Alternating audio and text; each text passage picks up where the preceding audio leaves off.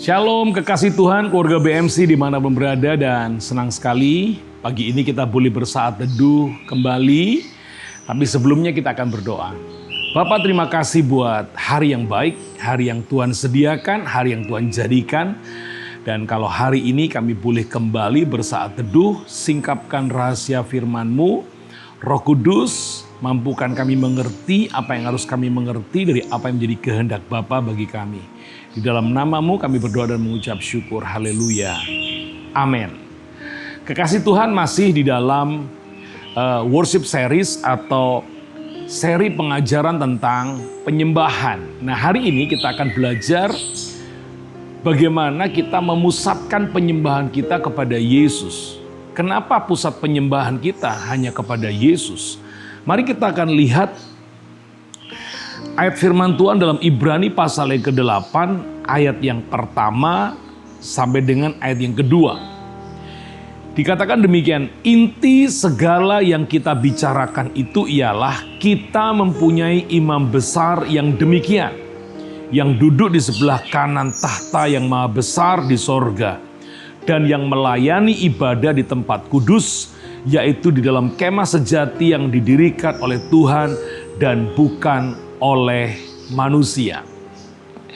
Kalau kemarin kita belajar bahwa jangan ada ilah lain di dalam hidup kita, maka saudara dan saya hari ini harus tahu bahwa pusat daripada penyembahan, tujuan daripada penyembahan, fokus daripada penyembahan, bahkan ibadah yang kita kerjakan, itu harus kita tujukan kepada Tuhan Yesus. Mengapa? Karena Dia imam besar. Dan Alkitab menjanjikan kepada kita bahwa padanya ada segala sesuatu yang menjadi jawaban. Saya ulang, padanya ada segala sesuatu yang menjadi jawaban dan kebutuhan bagi kehidupan kita sebagai orang-orang percaya. Itu sebabnya kekasih Tuhan, kalau kita belajar dari banyak ayat, banyak contoh, banyak teladan dari para tokoh-tokoh di Alkitab, mereka mengerjakan ibadah mereka, mereka tujukan kepada Tuhan. Salah satunya kita tahu bagaimana seorang Daud dalam Mazmur 23. Di ayat yang pertama dia berkata bahwa Tuhan adalah gembalaku, takkan kekurangan aku. Apa yang disampaikan oleh Daud ini adalah sesuatu yang benar-benar dia alami ketika dia menjadikan Tuhan itu gembalanya. Ketika dia menjadi domba yang menjadikan Tuhan itu gembalanya. Maka yang terjadi pada ayat yang kedua, ketiga, keempat, bahkan sampai dengan ayat yang keenam, Daud merasakan bagaimana Tuhan sebagai pusat daripada seluruh ibadahnya, seluruh penyembahannya, seluruh tujuan hidupnya. Maka Daud mengalami banyak hal-hal baik. Sekalipun dalam hidup ini ada banyak juga masalah, pergumulan yang dihadapi oleh orang-orang hidup.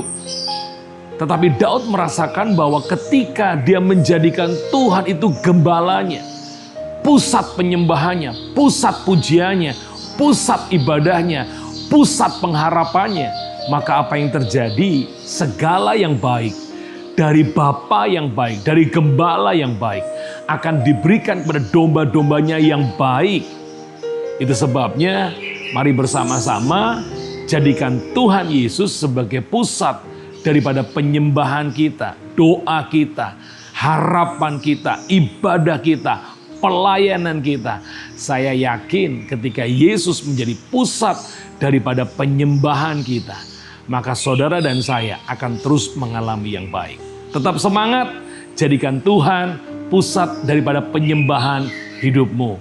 Tuhan memberkati, mari sama-sama kita berdoa. Bapa, kami mengucap syukur buat hari yang baik. Hari ini kami menyerahkan seluruh aktivitas kami.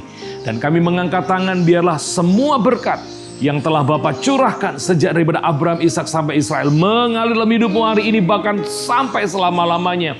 Dalam nama Tuhan Yesus, semua yang percaya diberkati sama-sama berkata, amin.